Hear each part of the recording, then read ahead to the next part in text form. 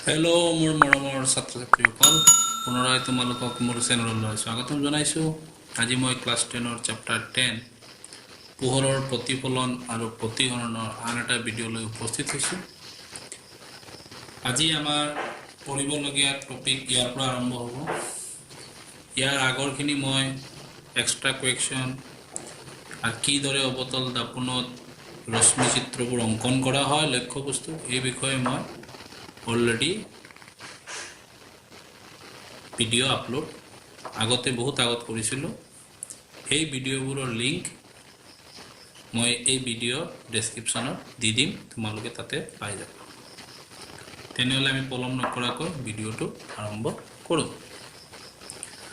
অৱতল দাপোনৰ ব্যৱহাৰ, এটা খুব ইম্পৰ্টেণ্ট টপিক এইটো। ইয়াৰ পৰা প্ৰশ্ন আহে। ইউজেছ অফ কনকেভ মিৰৰ, অৱতল দাপোনৰ ইংৰাজীত কয় কনকেভ মিৰৰ। অৱতল দাপোন সাধাৰণতে টৰ্চ, চাৰ্জ লাইটটো বুজি পাইছা, কাৰেণ্ট গ'লে আমি ঘৰত যে চাৰ্জ দি যিবোৰ লাইট ইউজ কৰোঁ, গাড়ীৰ হেডলাইট ব্যৱহাৰ কৰা হয়। ইয়াৰ কিয় ব্যৱহাৰ কৰা হয়? ইয়াৰ উদ্দেশ্য হ'ল পোহৰৰ এক শক্তিশালী সমান্তৰাল কিৰণ উপলব্ধ হয়। অৱতল দাপোন কৰিলে পোহৰটো সমান্তৰালভাৱে পৰে, এইদৰে সমান্তৰালভাৱে পৰিব, সেইবাবে ব্যৱহাৰ কৰা হয়। দাড়ি খুৰোৱা দাপোন, তোমালোকে দেখিছা দাড়ি খুৰোৱা, চেলুনততো ল'ৰাবিলাকে যায় চুলি কাটিবলৈ, হয়নে নহয়? তোমালোকৰ এতিয়াতো দাড়ি গজা নাই, কিন্তু তোমালোকৰ দেউতা বা ডাঙৰ যদি দাদা থাকে, দাড়ি খুৰোৱা দাপোন হিচাপে এইবিলাক ব্যৱহাৰ কৰা হয়। মানে চেলুনত যিবোৰ দাপোন দেখিবা, এইবোৰ অৱতল দাপোন। কাৰণ অৱতল দাপোনত মুখমণ্ডলৰ এটা ডাঙৰ প্ৰতিবিম্ব গঠন কৰিব পাৰি। অৱতল দাপোনত ডাঙৰ প্ৰতিবিম্ব গঠন হ'ব পাৰে। সেইকাৰণে দন্ত চিকিৎসকসকলে ৰোগীৰ দাঁতৰ প্ৰতিবিম্ব ডাঙৰকৈ প্ৰত্যক্ষ কৰিবলৈ অৱতল দাপোন ব্যৱহাৰ কৰে। ইয়াৰ পৰা প্ৰশ্ন আহিব পাৰে, দন্ত চিকিৎসকে কিয় অৱতল দাপোন ব্যৱহাৰ কৰে? এই প্ৰশ্নবোৰ মইতো লিখি দিওঁৱেই, কেতিয়াবা কিছুমান প্ৰশ্ন থাকি যাব পাৰে। সেইকাৰণে মই কি বুজাই আছোঁ, প্ৰশ্ন উত্তৰ লিখাতকৈ মই কি বুজাই আছোঁ, তোমালোকে কিতাপখন লৈ সেইটো বুজিব চেষ্টা কৰিবা। তেতিয়া পৰীক্ষাত বেছি ভাল ফল পাবা। কাৰণ ইমান মুখস্থ কৰা সম্ভৱ নহয়। আমি অকল বিজ্ঞানটো নপঢ়িম, বেলেগ বেলেগ আমাৰ ছাবজেক্ট আছে। অ'কে, মই জানো ছাত্ৰবোৰৰ খালি প্ৰশ্ন লাগে, উত্তৰ। চেপ্টাৰটো বুজিব চেষ্টা কৰা, নট অনলি ফৰ ক্লাছ 10, ভৱিষ্যতত তোমালোকৰ কামত দিব যদি তোমালোকে ছায়েন্স লৈ পঢ়া। অ'কে, সেইকাৰণে কৈছোঁ অলপ এক্সপ্লেনেশ্যনখিনি শুনি মনত ৰাখিব চেষ্টা কৰা, বুজিলে মনত থাকিবই। দন্ত চিকিৎসকটো দাঁতৰ, কেতিয়াবা যদি দাঁতৰ ডক্টৰৰ তাত গৈছা, সিহঁতে যিবোৰ গ্লাছেৰে তোমালোকৰ দাঁতবোৰ পৰীক্ষণ কৰিব, অ'কে, সেই দাঁতৰ প্ৰতিবিম্ব ডাঙৰকৈ ডাঙৰকৈ চাবলৈ হ'লে অৱতল দাপোন ব্যৱহাৰ কৰে।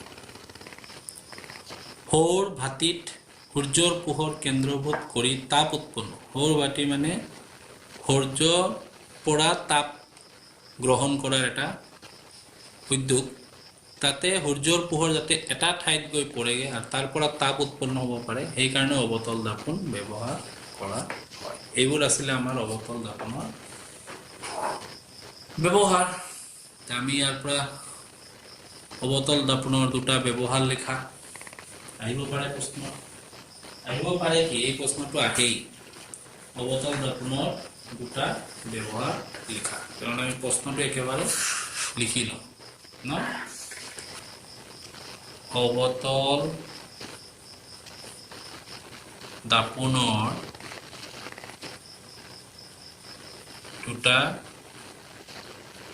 ব্যৱহাৰ লিখা। অৱতল দাপোনৰ দুটা ব্যৱহাৰ, ভেৰি ভেৰি ইম্পৰ্টেণ্ট, এইটো এটা প্ৰশ্ন। অ'কে, এইদৰে লিখিবা, অৱতল দাপোনৰ দুটা ব্যৱহাৰ হ'ল,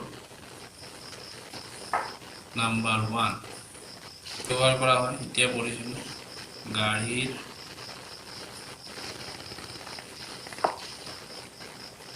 হেডলাইটত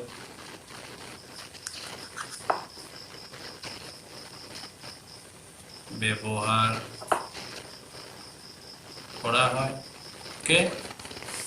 নাম্বাৰ 2 কি হ'ব আমাৰ আৰু ক'ত ব্যৱহাৰ কৰে দন্ত চিকিৎসকসকলে দন্ত চিকিৎসকসকলে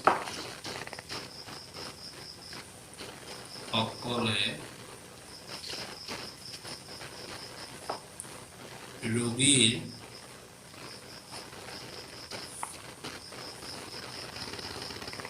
দাঁত প্ৰত্যক্ষ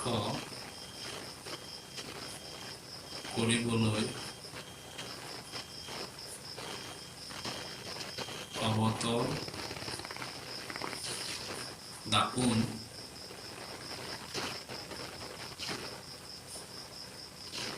ব্যৱহাৰ কৰে এইদৰে তোমালোকে দন্ত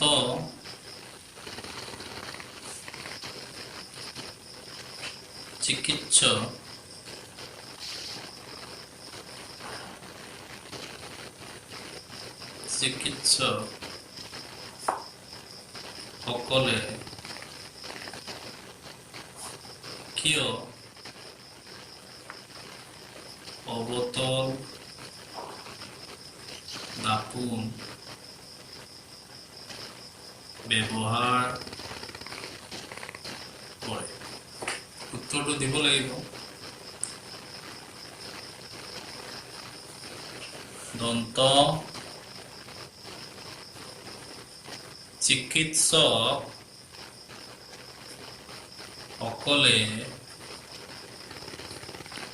ৰোগীৰ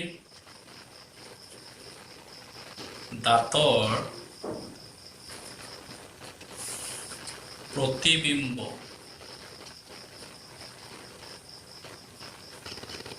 ডাঙৰকৈ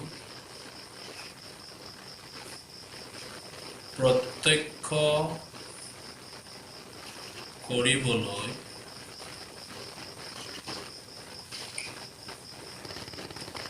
অৱতল দাপোন ব্যৱহাৰ কৰে তো দাড়ি খুৰাবলৈ কিয় ব্যৱহাৰ কৰে একে উত্তৰ হ'ব এটো নিজে লিখি লবা দাড়ি খুৰোৱাৰ সময়ত কিয় অৱতল দাপোন ব্যৱহাৰ কৰে তো অৱতল দাপোন ব্যৱহাৰ কৰিলে মুখমণ্ডলখন ডাঙৰকৈ দেখা যায় এইখিনি আমাৰ যেটো আলোচনা কৰিলো এইখিনি হৈ গ'ল অৱতল দাপোনৰ বিষয়ে আমি গম পালো এটা উত্তল দাপোনত কি ধৰণৰ প্ৰতিবিম্ব গঠন হয় তাৰ ৰশ্মি চিত্ৰ কি দৰে হ'ব এই বিষয়ে আমি আলোচনা কৰোঁ এতিয়া আমি আলোচনা কৰিম উত্তল দাপোনৰ দ্বাৰা প্ৰতিবিম্ব গঠন অৱতল দাপোনৰ ব্যৱহাৰ আমি পঢ়িলো আজি ইয়াৰ আগৰ ক্লাছ বিলাকত মই অৱতল দাপোনৰ প্ৰতিবিম্বৰ গঠন আমি অলৰেডি আগতে আলোচনা কৰিছিলো মই এবাৰ ঘূৰাই দি আছো চোৱা লক্ষ্য বস্তু মানে যেটো বস্তুটো ময়ো হ'ব পাৰো বা কিবা খুঁটি হ'ব পাৰে মানুহ হ'ব পাৰে যিকোনো এটা বস্তু অসীমত থাকিলে ক'ত প্ৰতিবিম্ব গঠন হ'ব তাৰ আকাৰ কি হ'ব তাৰ প্ৰকৃতি কি হ'ব এই বিষয়ে মই বিতংক আগৰ ভিডিঅ'বোৰত আলোচনা কৰিছো তে মই আকৌ ঘূৰাই দিছো এই কাৰণে চোৱা প্ৰতিবিম্বৰ প্ৰকৃতিটো প্ৰায় কি হৈছে হত হৈছে উলটা হত উলটা হত উলটা হত হলে উলটা হ'বই কিন্তু আকাৰটো চোৱা এবাৰ একেবাৰে সৰু হৈছে অতি সংকুচিত মানে বিন্দুৰ সমান হৈছে প্ৰতিবিম্ব মানে কি তোমালোকে নিজৰ মুখখন আইনাত চোৱা আমি এটা আইনাৰ ওচৰত গৈ যদি আমি থিয় হওঁ আমাকে আমি দেখা পাওঁ আইনাত যাক দেখা যায় এটোই আমাৰ প্ৰতিবিম্ব বুজি পাইছা সেই প্ৰতিবিম্বৰ আকাৰবোৰ অৱতল দাপোনৰ ক্ষেত্ৰত বেলেগ বেলেগ হয় তাৰ অৱস্থানৰ ওপৰত নিৰ্ভৰ কৰিব ক'ত আছে বস্তুটো ক'ত আছে তাৰ পিছত এইবোৰ কি ভাস্কেন্দ্ৰ ফোকাস এইবোৰৰ হয় ডেফিনেশন কি কয় গোটেই মই আগৰ ভিডিঅ'বোৰত আলোচনা কৰিছোঁ। তোমালোকে ডেছক্ৰিপশ্যনত গৈ সেই ভিডিঅ'বোৰ চালে বুজি পাব। তে হত ওলোটা হত ওলোটা হত ওলোটা হত ওলোটা, কিন্তু অসৎ হৈছে। অসৎ হলে দেখিছা প্ৰতিবিম্বটো থিয় হৈ যাব, কিন্তু হত হলে আমি ওলোটা হব। তে অসৎ হলে প্ৰতিবিম্বৰ প্ৰকৃতিটো থিয় হ'ব। তে ইয়াৰ পৰা আমি এটা বস্তু ক্লিয়াৰ পালো যে অৱতল দাপোনত হত প্ৰতিবিম্ব গঠন হ'ব পাৰে, অসৎ প্ৰতিবিম্ব গঠন হ'ব পাৰে। আৰু এইটো খুব ইম্পৰ্টেণ্ট, অৱতল দাপোনত এটা কণ্ডিশ্যনতহে অসৎ প্ৰতিবিম্ব গঠন হ'ব। সেই কণ্ডিশ্যনটো তোমালোকৰ পৰীক্ষাত খুব আহে, প্ৰশ্ন মই দি দিছোঁ। পি মানে মেৰু, এফ মানে ফকাছ। যেতিয়া লক্ষ্য বস্তুটো মেৰু আৰু ফকাছৰ মাজত থাকিব তেতিয়াহে অসৎ হ'ব। বাকী কোনো অৱস্থানতে অসৎ প্ৰতিবিম্ব গঠন নহ'ব। আৰু এইটো এটা আহে আৰু এইটো এটা। ভাজ কেন্দ্ৰত থাকিলে লক্ষ্য বস্তুটো যিমান প্ৰতিবিম্বটো একে আকাৰৰ হ'ব। এই দুটা বেছি ইম্পৰ্টেণ্ট। তোমালোকে আটাইবোৰে মনত ৰাখিবা, কিন্তু এই দুটাৰ প্ৰশ্ন বেছি দিয়ে। তোমালোকক মই এই যে দেখাই দিছোঁ, এই চোৱা মেৰু মানে এইটো পোল, ইংৰাজীত পোল কয়, ডেটছ ৱাই ইয়াতে পি দিছে, আৰু ফকাছৰ মাজত আছে। তেতিয়া প্ৰতিবিম্বটো চোৱা থিয় হৈছে আৰু দাপোনৰ পিছফালে। দাপোনৰ পিছফালে গঠন হ'লে গম পাবা এইটো অসৎ প্ৰতিবিম্ব। সেইকাৰণে এ বি যিদৰে থিয় আছে এই প্ৰতিবিম্বটো একেদৰে এ বি আছে। কিন্তু দাপোনৰ সন্মুখত যেতিয়া হ'ব তেতিয়া সৎ প্ৰতিবিম্ব ওলোটা হয়। চ' এ বি আছে, ইয়াতে হৈ গৈছে বি ওপৰত এ তলত। এইটোৱে কৈ আছিলোঁ, গোটেইবোৰত এইদৰে হ'ব। এইখিনি মই আগতে বুজাইছোঁ, মই এনেই মনত কৰাই দিছোঁ। এতিয়া উত্তল দাপোনৰ দ্বাৰা প্ৰতিবিম্ব গঠন। উত্তল দাপোনক কয় কনভেক্স মিৰৰ। অৱতল দাপোনে গঠন কৰা প্ৰতিবিম্বৰ বিষয়ে আমি অধ্যয়ন কৰিলোঁ। এতিয়া আমি উত্তল দাপোন গঠন কৰা প্ৰতিবিম্বৰ বিষয়ে অধ্যয়ন কৰিম।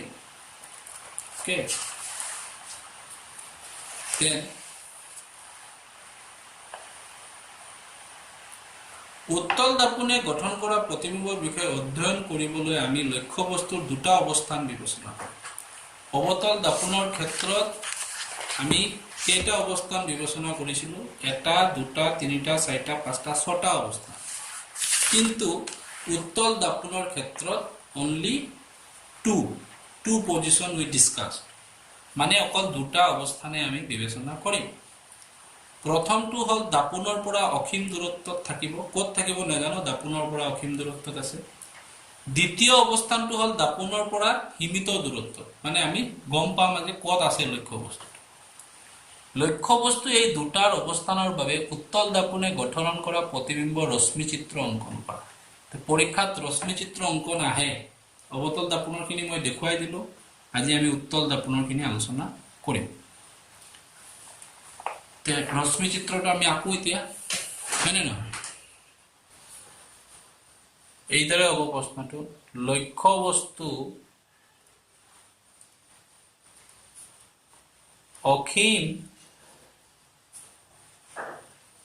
দূৰত্বত থাকিলে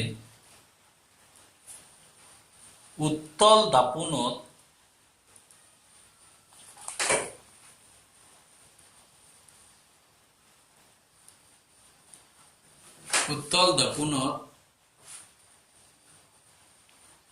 গঠন হোৱা প্ৰতিবিম্বৰ অৱস্থান, প্ৰকৃতি আৰু আকাৰ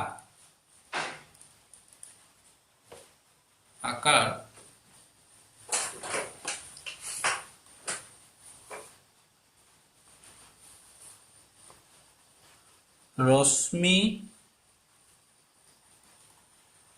চিত্ৰৰ সহায়ত নিৰ্ণয় কৰা তোমালোকে যেতিয়া উত্তল দাপোন আঁকিবা এইদৰে দিবা দি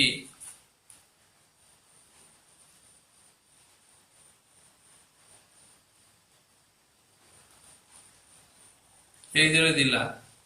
য'ত কেন্দ্ৰ দিছা এইটোকে তোমালোকে সি দিবা বুজি পালা কেন্দ্ৰটোৱে আমাৰ কি হ'ব সি এতিয়া অবতল দাপোনত য'ত প্ৰতিবিম্ব হ'ব এইটো বাহিৰ ফালে থাকে প্ৰতিবিম্বৰ স্থান তে এইপিনে প্ৰতিবিম্ব নাথাকিব তোমালোকে কেতিয়াবা আইনা দেখিছা নে নাই আইনা বিলাক য'ত দাপোন তোমালোকে য'ত নিজৰ ছবিখন চোৱা চাবা দাপোনৰ পিছফালে বন্ধ কৰি ৰখা হয় কালাৰ লগোৱা থাকে এটা লেয়াৰ থাকে প্ৰলেপ থাকে কিয় থাকে যাতে লাইটটো পাছ হৈ যাব নোৱাৰে যদি লাইটটো পাছ হৈ যায় আমি আমাৰ মুখখন দেখা নাপাম লাইটটো ব্লক হৈ যায় কাৰণে আমাৰ গাত পৰা লাইটটো গৈ দাপোনত পৰে আৰু আমি আমাৰ প্ৰতিবিম্বটো দেখা পাওঁ বস্তুটো বুজি পাইছা তোমালোকে ঘৰত দাপোনৰ পিছফালে চাবা এইদৰে লেয়াৰ থাকে এতিয়া যদি লেয়াৰ নাথাকে তেতিয়া কি হ'ব লেয়াৰ নাথাকিলে আমি ইয়াতে থিয় হৈছে কোনোবা এজন ইয়াতে পোহৰ পৰিলেহে কোনোবা এটা বস্তু দেখা যায় মই তোমালোকক চেপ্টাৰৰ আৰম্ভণিতে কৈছিলো সেইকাৰণে এইটো কৈছে পোহৰৰ প্ৰতিফলন আন্ধাৰ ৰুমত ৰাখিলে তোমালোকে বহি আছা ৰাতি কাৰেণ্ট গলগে আন্ধাৰ হ'ল তোমালোকৰ ওচৰত বহি থকা মানুহজনকো তোমালোকে দেখা নাপাবা বা বস্তু এটা যদি আছে দেখা নাপাবা কিয় নাপাবা কাৰণ পোহৰ লাগিব সেইকাৰণে আমি ৰাতি লাইট ব্যৱহাৰ কৰো ওকে আমি চকু আছে বুলি আমি দেখা নাপাম এই কথাটো মই আৰম্ভণিত বুজাই দিছো তে এই লেয়াৰটো কিয় দিছে দাপোন বিলাকত পিছফালে যদি নিদিয়ে লাইটটো পৰি দাপোনৰ ইপিনে পাৰ হৈ যাব দাপোনৰ ইপিনে পাৰ হৈ গ'ল কিন্তু যদি ঢাকি দিয়ে লাইটটো তোমাৰ গাত পৰিলে তোমাৰ গাৰ পৰা ইয়াতে আইনাত পৰিলে পোহৰটো পাৰ হৈ নগ'ল তেতিয়া তোমাৰ এই প্ৰতিবিম্বটো ইয়াত আইনাত কি হ'ব দাপোনত ধৰা পৰিব কিন্তু যদি লাইটটো পাছ হৈ যায়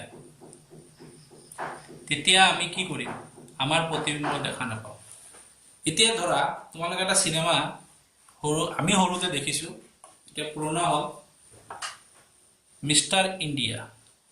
তাতে চাবা হিৰোজন গায়ব হৈ যায় বা আজিকালি এনেকুৱা কাৰ্টুনৰো আছে এইটো কেতিয়াও পসিবল নহ'ব এইটো পসিবল তেতিয়াই হ'ব যদি আমাৰ গাৰ মাজেৰে পোহৰটো পাৰ হৈ যাব পাৰে আমাৰ গাত কিন্তু পোহৰটো আহি ব্লক হয় যিবোৰ বস্তুৰ মাজেৰে পোহৰ পাৰ হৈ যাব সেইবোৰ বস্তু আমি দেখা নাপাওঁ বুজি পাইছা সেইকাৰণে বাছত বহিলে যদি এনে গ্লাছত তোমাৰ মুখখন চাব বিচাৰা নাপাবা যেতিয়া দুখন গ্লাছ অলপ একেলগে ৰাখিবা তেতিয়া অলপ অলপ দেখা যায় দুখন গ্লাছে পোহৰটো অলপ কম অলপ ব্লক কৰে সেইবোৰ মই এনে বুজাবলগীয়া কথা বুজাইছো ইন্টাৰেষ্টিং আছে এতিয়া আমি অবতল দাপোনত পাইছিলো তোমালোকে অবতল দাপোনত পাইছিলা অবতল দাপোনৰ ক্ষেত্ৰত প্ৰতিবিম্ব পৃষ্ঠটো ভিতৰ ফালে থাকে এই পিনে আৰু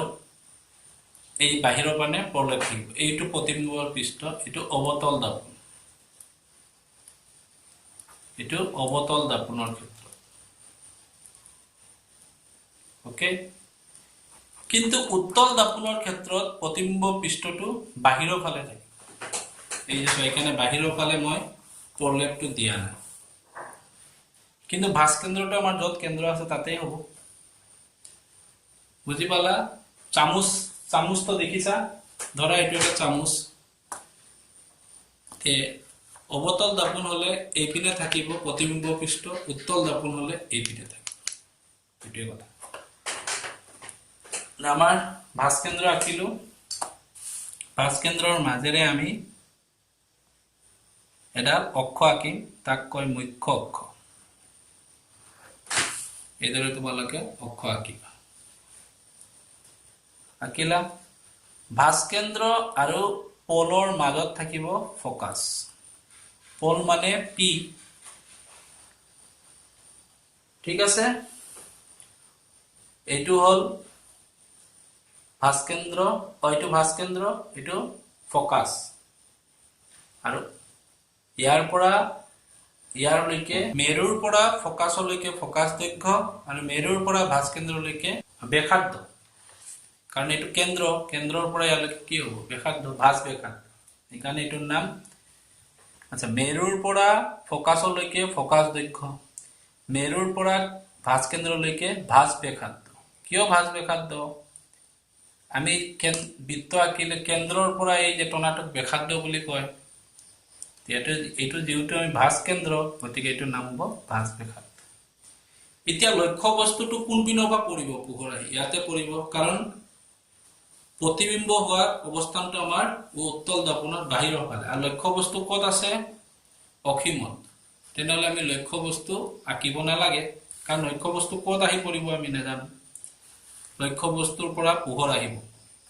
আৰু পোহৰ সদায় লক্ষ্য বস্তুৰ পৰা কেনেকৈ আহে সমান্তৰালভাৱে আহে এটো আমি অবতল দাপনত পাইছো এইদৰে সমান্তৰালভাৱে আহিব পোহৰ লক্ষ্য বস্তুৰ পৰা আহি দাপনত পৰিব এইদৰে দাপনত পৰিব আৰু ইয়াত তোমালোকে এৰো চিন দিবই লাগিব নহলে মাৰ্ক নাপাবা আৰু এটা লক্ষ্য বস্তু সদায় মুখ্য অক্ষৰ সমান্তৰালকৈ তো আহিবই এতিয়া এইটো এটা খুন্দা লাগি তো ইপিনে গলগে দাপনত খুন্দা লাগি ইপিনে গল এইটো এই ৰশ্মিডাল এইফালে গল তেছো আমাৰ ডাইৰেকশনটো দিবই লাগিব কিন্তু হৈ গল এতিয়া আমি কল্পনা কৰিম যে এইটো যদি মই বঢ়াই দিম এইটো বঢ়াই দিলে কত গৈ মিলিছে গেছৱা এইবোৰ নিজে নিজে মিলিব আমি জোৰ কৰি মিলাব নালাগে কত গৈ মিলিলে ফোকাসত গৈ মিলিলে কিন্তু যত মিলিছে তাতেই তো প্ৰতিবিম্ব গঠন হ'ব কিন্তু প্ৰতিবিম্বটো কিমান সৰু চোৱা এটা বিন্দুৰ সমান তে আমি কি পালো লক্ষ্য বস্তু অসীমত থাকিলে উত্তল দাপনত প্ৰতিবিম্বটো কত হ'ব ফোকাসত হ'ব আৰু যেহেতু দাপনৰ এটো প্ৰতিবিম্ব পিছফালে গঠন হৈছে আৰু মই কৈছিলো উত্তল দাপনত প্ৰতিবিম্ব পৃষ্ঠটো বাহিৰৰ ফালে থাকে এই মুখৰ পিনে নাথাকে প্ৰতিবিম্ব পৃষ্ঠৰ পিছফালে গঠন হৈছে গতিকে এটো কি প্ৰতিবিম্ব অসৎ প্ৰতিবিম্ব প্ৰতিবিম্ব পৃষ্ঠৰ সন্মুখত গঠন হলে সৎ প্ৰতিবিম্ব এটো সদায় মনত ৰাখিবা তে লক্ষ্য বস্তু ক'ত আছে আমি নাজানো অসীম বুলি ধৰিছো ধৰা ইয়াতে আছে এ বি এই এ বি টো কিমান সৰু হৈ গল এই উত্তৰটো আমি এতিয়া লিখিম প্ৰতিবিম্ব ক'ত গঠন হৈছে ফোকাসত আৰু দাপনৰ পিছফালে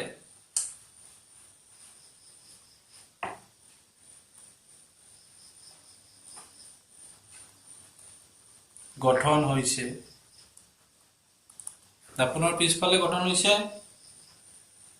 তাৰ পিছত প্ৰতিবিম্বৰ আকাৰ অতিশয় সংকুচিত ওকে আৰু প্ৰকৃতি কি হৈছে প্ৰকৃতিটো চোৱা অসৎ হৈছে কাৰণ প্ৰতিবিম্ব পৃষ্ঠৰ পিছফালে অসৎ হলে সদায় কি হ'ব থিয় হ'ব প্ৰতিবিম্বৰ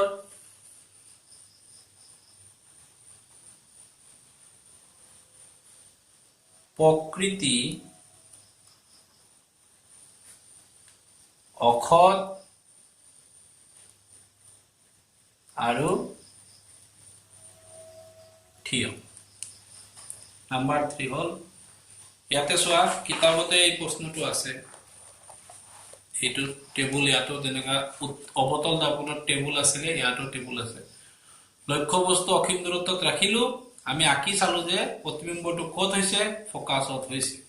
অতিশয় সংকুচিত পালো মানে বিন্দু আকাৰৰ পালো আৰু দাপোনৰ পিছফালে হোৱাৰ কাৰণে কি হল অখত হল আৰু অখত হলে কি হ'ব থিয় এতিয়া আমি নেক্সট প্ৰশ্ন বনাম এইটো লৈ লক্ষ্যবস্তু ক'ত থাকিব অসীম দূৰত্ব আৰু দাপোনৰ মেৰু মানে পিৰ মাজত থাকিব তেতিয়া ক'ত গঠন হ'ব আমি চাম তাৰপিছত কিতাপৰ লগত মিলাম আমাৰ নেক্সট কোৱেশ্চনটো আমি লিখি লওঁ লক্ষ্যবস্তু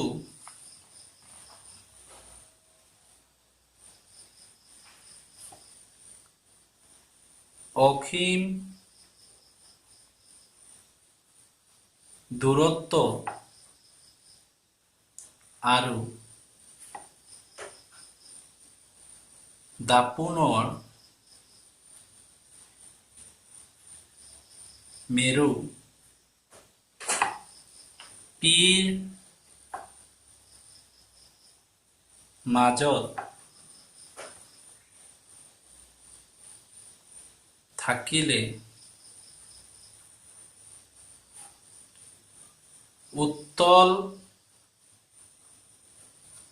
দাপোনত গঠন হোৱা প্ৰতিবিম্বৰ অৱস্থান প্ৰকৃতি আৰু আকাৰ ৰশ্মি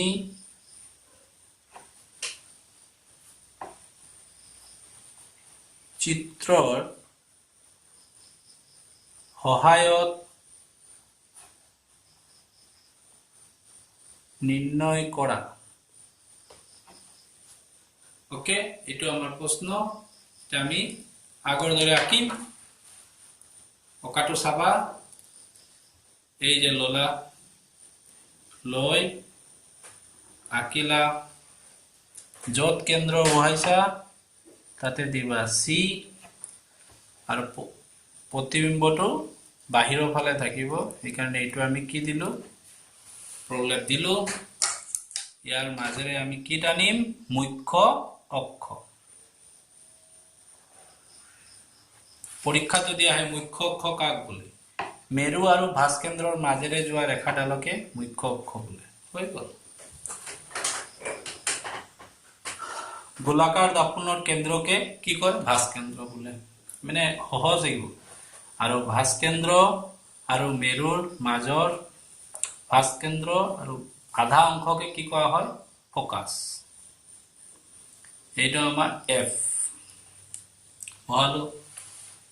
এইবাৰ আমাৰ লক্ষ্যবস্তু ক'ত আছে চাও লক্ষ্যবস্তু অসীম দূৰত্ব আৰু দাপোনৰ মেৰু পিৰ মাজত আছে অসীম দূৰত্ব মানে এইপিনে আৰু পি মানে এটো মানে ইয়াতে আছে একদম অসীমত নাই তে আমি ইয়াতে এটা লক্ষ্যবস্তু আঁকি দিম ওকে নাম দি দিম এ বি এতিয়া ইয়াৰ পৰা সদায় লক্ষ্যবস্তুৰ পৰা এডাল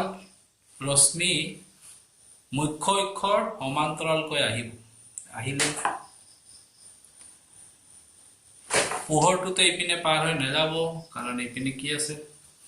এই বস্তুটো এইপিনে খুন্দা খাই গ'ল মই কিছিলো কি আঁকিবলে তোমালোকক এইদৰে দিব কৈছিল এতিয়া মই আগতল দাপোন আকতো এডাল ৰশ্মি সদায় কি সমান্তৰালকৈ আহিব আহি কাৰ মাজেৰে যায় ফোকাসৰ মাজেৰে যাব অবতল দাপোন উত্তল দাপোনত কি হ'ব ফোকাসৰ মাজেৰে যোৱা যেন লাগিব আমি কল্পনা কৰি লম সেই কাৰণে এই দৰে হ'ব ইয়াতে আমি সলিড লাইন নিদিম কিয় নিদিম আমি অবতল দাপোন আকতে দেখিছিলো লক্ষ্যবস্তুৰ পৰা এটা ৰশ্মি মুখ্য অক্ষৰ সমান্তৰালকৈ আহি কাৰ মাজেৰে যায় ফোকাসৰ মাজেৰে যাব আৰু আন এডাল ৰশ্মি কাৰ মাজেৰে যাব ভাস্কেন্দ্ৰত পৰিব আকৌ ভাস্কেন্দ্ৰৰে উভতি যাব অবতল দাপোনত যি হৈছে উত্তল দাপোনত একে হ'ব অকল ডিফাৰেন্সটো কি এই লাইনটো আমি কল্পনা কৰি লম যে ফোকাসৰ পৰা আহি আছে যেন লাগিব ইয়াতো ঠিক এইটো লাগিব যে এইটো ভাস কেন্দ্ৰৰ পৰা আহি আছে আৰু ভাস কেন্দ্ৰলৈ গৈ আছে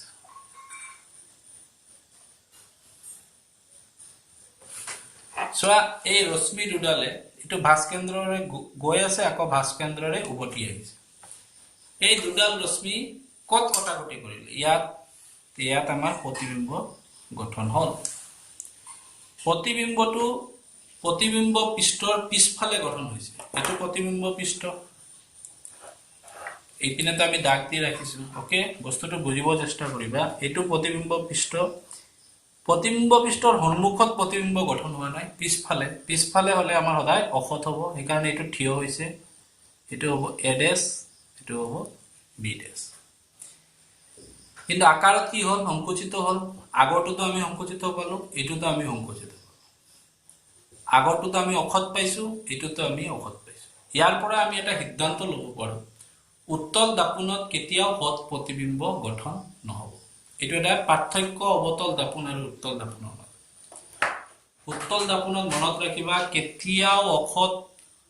হত প্ৰতিবিম্ব গঠন নহব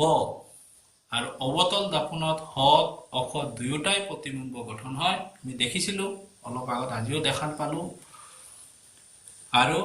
উত্তল দাপোনত সদায় আকাৰটো কি হ'ব সংকুচিত হ'ব এটো একদম ইম্পৰ্টেন্ট পইণ্ট তেনেহলে আমি এতিয়া অৱস্থানটো পালো তো প্ৰতিবিম্বৰ কত গঠন হল মেৰু আৰু ফোকাছৰ মাজত আমি লিখিম এটো চাই প্ৰতিবিম্ব মেৰু আৰু ফোকাছৰ মাজত গঠন হৈছে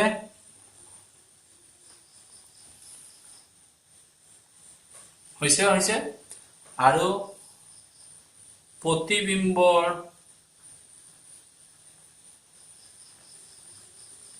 আকাৰ সংকুচিত এটো আমাৰ সেকেন্ড আৰু প্ৰতিবিম্বটো কি হৈছে প্ৰতিবিম্বৰ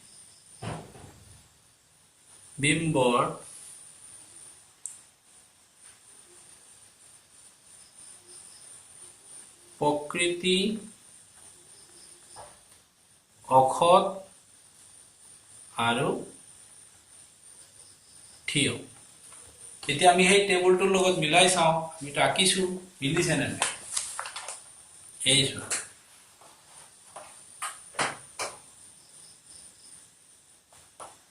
মিলিছে না আমি চাও পি আৰু এফৰ মাজত মানে মেৰু আৰু ফোকাছৰ মাজত আমি পাইছো দাপোনৰ পিছফালে হৈছে সংকুচিত হৈছে সৰু হৈছে অখত হৈছে থিয় হৈছে তে তোমালোকে এতিয়ালৈকে সমতল দাপোন অবতল দাপোন উত্তল দাপোনৰ দ্বাৰা প্ৰতিবিম্বৰ গঠনৰ সম্পৰ্কে অধ্যয়ন কৰিলা ইয়াৰ কোনখন দাপোনে ডাঙৰ বস্তু এটাৰ পূৰ্ণ প্ৰতিবিম্ব গঠন কৰিব পাৰে এই কাৰ্যকলাপৰ দ্বাৰা এই কথা শিকুমহা এতিয়া এটা কাৰ্য কোনখন দাপোন তিনি ধৰণৰ দাপোন সমতল আমি যিবোৰ দাপোন আমি নিজকে চাবলৈ ঘৰত ব্যৱহাৰ কৰো প্ৰায় সমতল দাপোনে থাকে সমতল দাপোনত তুমি তোমাৰ যিমান সাইজ আকাৰ সেই সমান আকাৰৰ প্ৰতিবিম্ব গঠন হয় সমান আকাৰৰ প্ৰতিবিম্ব গঠন কৰিব পৰা এটাই দাপোন আছে অমতল দাপোন সদায় সমান হ'ব আৰু অবতল দাপোনত সমান হ'ব পাৰে সৰু হ'ব পাৰে ডাঙৰ হ'ব পাৰে আৰু উত্তল দাপোনত সদায় সৰু হ'ব সংকুচিত হ'ব এটো মনত ৰাখিবা সমতল দাপোন এখনত দূৰৰ বস্তু এটা যেন দূৰৰ গছ এজোপাৰ প্ৰতিবিম্বটো লক্ষ্য কৰা সমতল দাপোন এখনত তুমি তোমাৰ সন্মুখত ৰাখি দূৰৰ এটা গছ তুমি চাবলৈ চেষ্টা কৰা বেলেগ বেলেগ আকাৰৰ সমতল দাপোন মানে এটা ডাঙৰ দাপোন আনা সৰু দাপোন আনা আনিব গৈছে তাৰপিছত শুনিছে লক্ষ্য বস্তুটো সম্পূৰ্ণকৈ দেখা পাইছানে তোমালোকক সুধিছে নেক্সট কৰিছে কি অবতল দাপোন এখনেৰে ক্ৰিয়াকলাপ এটা অবতল দাপোন এখন ল'ব গৈছে আৰু দাপোনখন অলপ আগ পিছা কৰি থাকিবা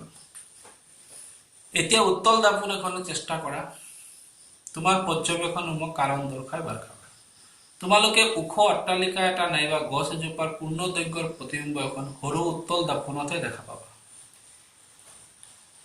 এইটো তুমি যিমান ওচৰত যাবা অৱতল দাপোনত কি হ'ব, প্ৰতিবিম্বটো ডাঙৰ হৈ যাব, সম্পূৰ্ণ দেখা নাপাবা। সমতল দাপোনতো সম্পূৰ্ণ, যদি দাপোনটো সৰু হয়, দাপোনখন সমতল দাপোনখন যদি ডাঙৰ হয় তেতিয়াহে দেখা পাবা। বস্তুটো প্ৰেক্টিকেলি এনেকুৱা হ'ব, তুমি এখন দাপোনৰ ওচৰত গৈ থিয়, তোমালোকৰ ঘৰততো বিভিন্ন আকাৰৰ দাপোন আছে। ড্ৰেছিং টেবুলত ওচৰত গৈ যদি আমি থিয় হওঁ তেতিয়া আমাৰ পুৰা সম্পূৰ্ণ ওপৰৰ পৰা তললৈকে দেখা যায়। আৰু সৰু যদি আইনাবিলাকত দাপোন সৰু সৰু দাপোন আছে ন, সেই সমতল দাপোনত সৰু সৰু দাপোন এইদৰে থাকে ন, সৰু সৰু দাপোন, সেই দাপোনত গৈ তোমালোকে চাবাচোন সম্পূৰ্ণ দেখা যায় নেকি। কিন্তু উত্তল দাপোন একেবাৰে সৰু হ'লেও সম্পূৰ্ণ দেখা যায়। কিয় দেখা যায়? কাৰণ উত্তল দাপোনত সদায় সংকুচিত প্ৰতিবিম্ব গঠন হয়। আগ্ৰাৰ দুৰ্গৰ বেৰ এখনত এনে এখন দাপোন বহুৱা আছে। কেতিয়াবা আগ্ৰা দুৰ্গ চাবলৈ গ'লে বেৰত থকা দাপোন দূৰৰ সুউচ্চ অট্টালিকা সমাধিৰ পূৰ্ণ দৈৰ্ঘ্যৰ প্ৰতিবিম্ব চাবলৈ চেষ্টা কৰিবা। সমাধিটো স্পষ্টকৈ চাবলৈ হ'লে তুমি বেৰৰ কাষে কাষে থকা বাউণ্ডাৰীৰ সুবিধাজনক স্থানত থিয় হ'ব লাগিব। এইটো ইমান ইম্পৰ্টেণ্ট নহয়, আগ্ৰা যাবই লাগিব আমাৰ ন। তে গম পালা? ইয়াৰ পৰা আমি এটা কথা সদায় মনত ৰাখিবা, দুটাৰ মাজত পাৰ্থক্যটো তোমালোকে গম পাবা। মই লিখি দিওঁ, আমি আলোচনাৰ পৰা কি গম পালোঁ, ইম্পৰ্টেণ্ট পইণ্ট আমি কি গম পালোঁ। ইম্পৰ্টেণ্ট পইণ্টছ মনত ৰখা, খুব ইম্পৰ্টেণ্ট পইণ্টছ। উত্তল দাপোনত সদায় অসৎ আৰু সংকুচিত প্ৰতিবিম্ব গঠন হ'ব। এইটো একদম ইম্পৰ্টেণ্ট পইণ্ট, এইটো কোনো প্ৰশ্ন নাই, তোমালোকক নলেজৰ কাৰণে খুবেই ইম্পৰ্টেণ্ট। অৱতল দাপোনত কি হ'ব, এইটো এটা ইম্পৰ্টেণ্ট। অৱতল দাপোনত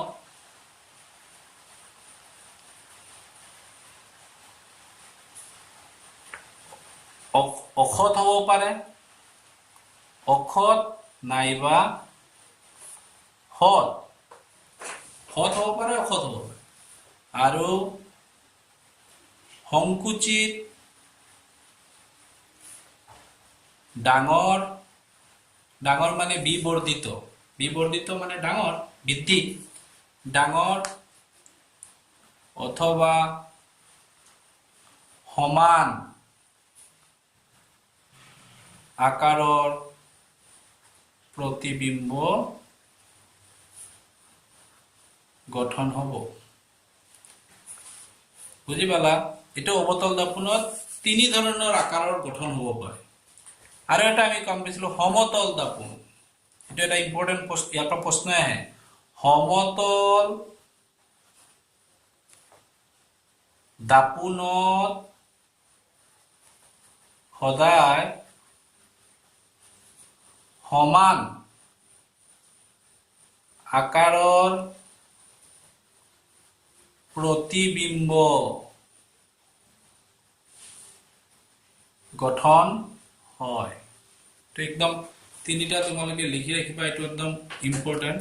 কথা। তুমি য'তে ৰাখা লক্ষ্য বস্তু সমতল দাপোনত সদায় সমান আকাৰৰ প্ৰতিবিম্বটো গঠন হ'ব। আৰু অৱতল দাপোনত অসৎ নাইবা সৎ প্ৰতিবিম্বটো হ'বই, সংকুচিত হ'ব পাৰে, ডাঙৰ হ'ব পাৰে, সমান হ'ব পাৰে। তাৰ আকাৰৰ অৱস্থানৰ ওপৰত নিৰ্ভৰ কৰিব লক্ষ্য বস্তুটো ক'ত আছে। আৰু উত্তল দাপোনত দুটা অৱস্থানেই দেখালো, আৰু য'তে ৰাখা তুমি সদায় প্ৰতিবিম্বটো কি হ'ব, সংকুচিত হ'ব। এইটো ডিফাৰেঞ্চ হৈ যাব, দুটাৰ মাজত পাৰ্থক্য তোমালোকে লিখিব পাৰিবা। এতিয়া আমি পঢ়িম উত্তল দাপোনৰ ব্যৱহাৰ। সাধাৰণতে গাড়ীৰ পিছলৈ চোৱা দাপোন, এতিয়া গাড়ীৰ পিছফালে তুমি যদি অৱতল দাপোন, গাড়ীটো চলাইছা বা বাইক স্কুটি, তাতে গ্লাছ লাগে যাবা,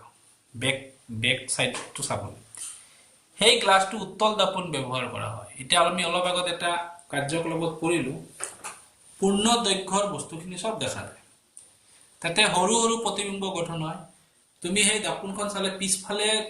যিমান ডাঙৰ ট্ৰাক আহক 5টা ট্ৰাক আহক 3টা গাড়ী আহক যিমান বস্তুটো পুৰা কাভাৰ তুমি দেখা পাবা সেই ঠাইত যদি তুমি অবতল দাপোন ব্যৱহাৰ কৰা আমি গাড়ী চলাতে কেতিয়াবা আগা পিছা হও বাইস কৰি তোমাৰ অৱস্থান চেঞ্জ হলে অবতল দাপোনত কেতিয়াবা সৰু দেখাবা কেতিয়াবা দেখাই নাপাবা পিছফালৰ গাড়ী তোমাৰ ট্ৰাক এখন আছে সেই ট্ৰাকটো ডাঙৰ লাইটটোহে দেখা পাবা বা এজন মানুহৰ ডাঙৰ এটা নাকহে দেখা পাবা বুজি পাইছা পুৰা গাড়ীটো দেখা নাপাবা অবতল দাপোন সেই কাৰণে গাড়ীৰ পিছফালে চাবলৈ উত্তল দাপোন ব্যৱহাৰ কৰা হয় এনে দাপোন গাড়ীৰ দুয়ো কাষে লগোৱা হয় যাতে গাড়ী চালকে পিছফালৰ যান-বাহন চাই নিৰাপদে গাড়ী চলাব পাৰে আজিকালি বহুতে ষ্টাইলৰ কাৰণে বাইক স্কুটি সেই মিৰৰ লুকিং গ্লাছটো খুলি দিয়ে পিছফালে গাড়ী কিমান আহি আছে কোনোবাই গাড়ী ৰাফলি চলাই আছে নেকি এইবোৰ আমি হেতে চাব নোৱাৰে তে গাড়ীটো দিছে এই মিৰৰ গ্লাছটো দিছে এনেতো দিয়া নাই সেই কাৰণে আজিকালি এক্সিডেন্টবোৰ বাঢ়িছে সেই কাৰণে তোমালোকে যাতে ভৱিষ্যতত বাইতিয়া যদি চলাই থাকা সেই মিৰৰ দুটা সদায় ৰাখিবা চাই চল এনি টাইম গাড়ী চলাতে চাব মাজে মাজে চাব লাগে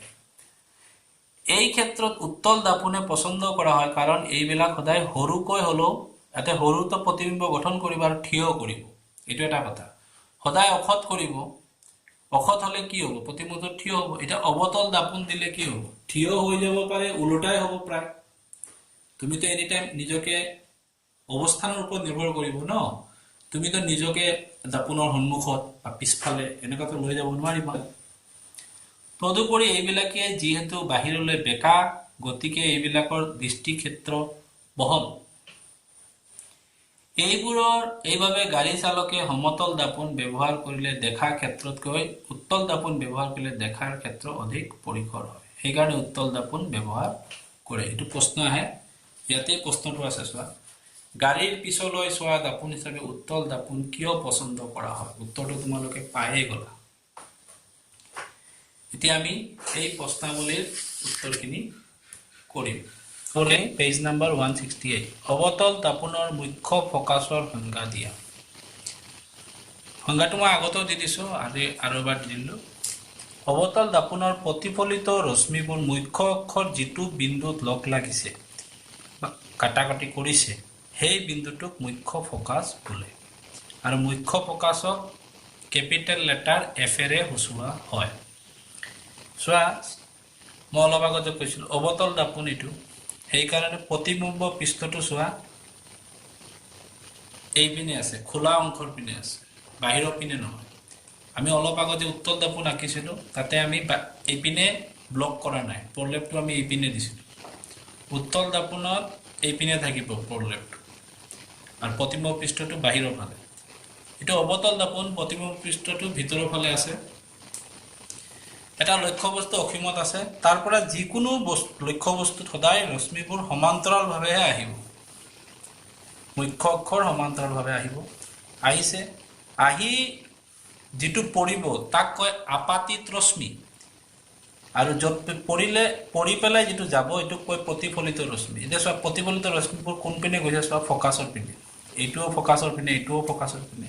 তে যেটো বিন্দুৰে কাটাকাটি কৰিব সেই বিন্দুটোক আমি কি বুলি কম ফোকাস মুখ্য ফোকাস বুলি কম মানে ফোকাস বিন্দু আৰু বুজি পালা এইদৰে আমি ফোকাস বিন্দুটো লওঁ হৈ গল আৰু ফোকাস দৈৰ্ঘ্য হ'ব মেৰুৰ পৰা এইটো আৰু ফোকাস দৈৰ্ঘ্য স্মল এফ এৰে বুজাব দৈৰ্ঘ্য বেলেগ আৰু ফোকাস মুখ্য ফোকাস বেলেগ এটো মনত ৰাখিব মুখ্য ফোকাস হ'ল এই বিন্দুটো যত প্ৰতিফলিত ৰশ্মিবোৰ কটাকটি কৰে এইবোৰ আপাতিত ৰশ্মি আৰু এইবোৰ প্ৰতিফলিত ৰশ্মি নেক্সট প্ৰশ্ন কৈছে আমাৰ গোলাকাৰ দাপোন এখনৰ ভাঁজবেখাদ্য 20 সেন্টিমিটাৰ ভাঁজবেখাদ্য মানে বুজি পাইছা ভাঁজ কেন্দ্ৰৰ পৰা মেৰুৰ দূৰত্ব এই যে চোৱা এটো ভাঁজ কেন্দ্ৰ ইয়াৰ পৰা মেৰুৰ দূৰত্বটো ভাঁজবেখাদ্য বুলি কয় ইয়াত ইয়াৰ ফকাছ দৈৰ্ঘ্য কিমান ইয়াৰ ফকাছ দৈৰ্ঘ্য কিমান ভাঁজ ব্যাসাৰ্ধক আমি কেপিটেল আৰেৰে বুজাম আৰু ফকাছ দৈৰ্ঘ্য বুজি পাইছা এইটো এফৰ পৰা পিৰ যেটো দৈৰ্ঘ্য এটো ফকাছ দৈৰ্ঘ্য ইয়াক আমি কিহেৰে বুজাম স্মল এফ ফকাছ দৈৰ্ঘ্য এফ নেজানো আৰু এই দুটাৰ মাজত ৰিলেচন কি ফকাছ দৈৰ্ঘ্যটো ভাঁজ ব্যাসাৰ্ধৰ পৰা সদায় আধা হ'ব প্ৰেক্টিক্যালি চোৱা এই বস্তুটো চোৱা এইটো ভাঁজ ব্যাসাৰ্ধ ইয়াৰ পৰা ইয়ালৈকে ভাঁজ ব্যাসাৰ্ধ ইয়াৰ মেৰু আৰু ঠিক তাৰ মাজত থাকিব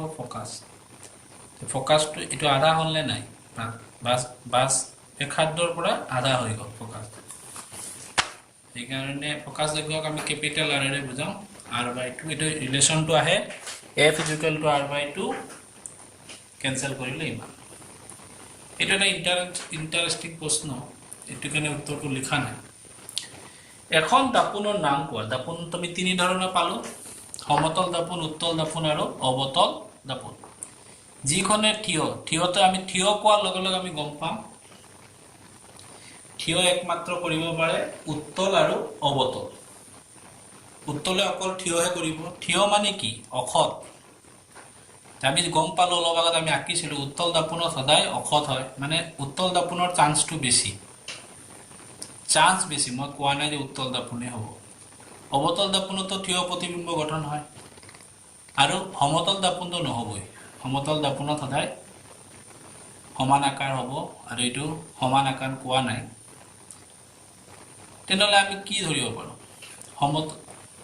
এতিয়া আমাৰ যিখনে থিয় আৰু কি কৈছে বি বৰ্ধিত এটা বি বৰ্ধিত মানে আকাৰটো ডাঙৰ সমতল দাপোনতো সদায় সমান আকাৰ হ'ব সেইকাৰণে সমতল দাপোনটো কেনসেল বি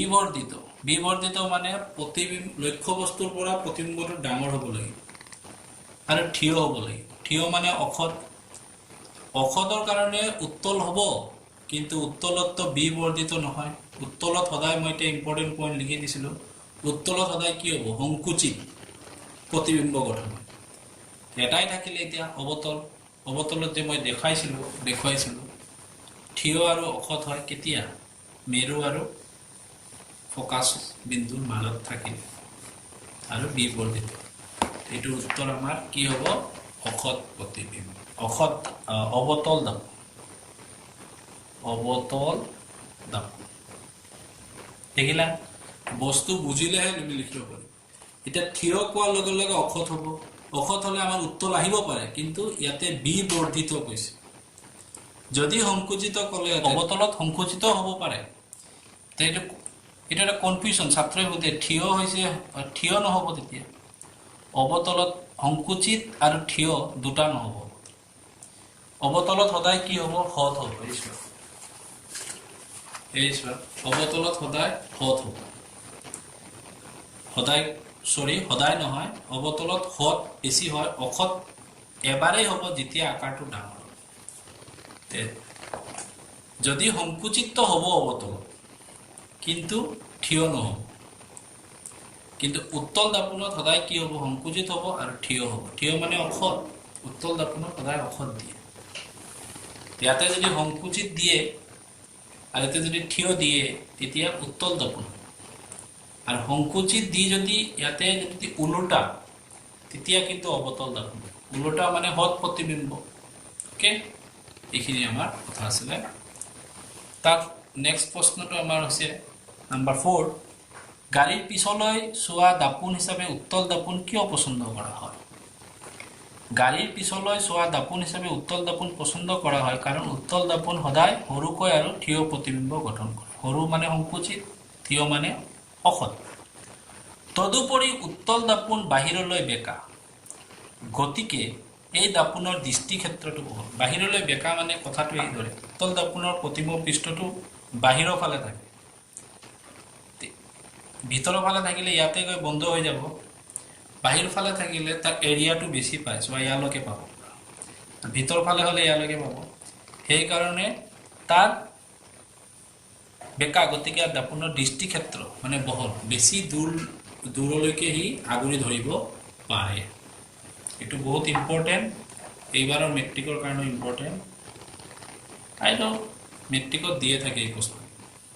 আৰু মই কৈছিলোঁ এই চেপ্টাৰটো মই আৰম্ভণি কৰিছিলোঁ যোৱা বছৰত। তাৰপিছত মই 6টা না 7টা ভিডিঅ' দিছিলোঁ।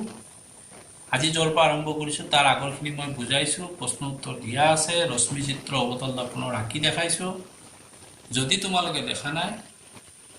যিয়ে আজি প্ৰথম এই ভিডিঅ'টো চাই আছে, ডেছক্ৰিপশ্যনত মই সেই ভিডিঅ'বিলাকৰ লিংক দি দিম। তোমালোকে চাই ল'বা, চেপ্টাৰটো বুজি পাবা, প্ৰশ্ন উত্তৰ দিয়া আছে। এইখিনি কৈয়ে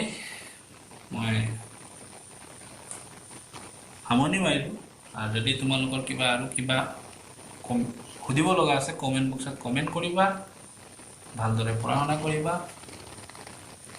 ভাল পালে লাইক কৰিবা, শ্বেয়াৰ কৰিবা, ছাবস্ক্ৰাইব নকৰিলে ছাবস্ক্ৰাইব কৰিবা। থেংক ইউ, ধন্যবাদ।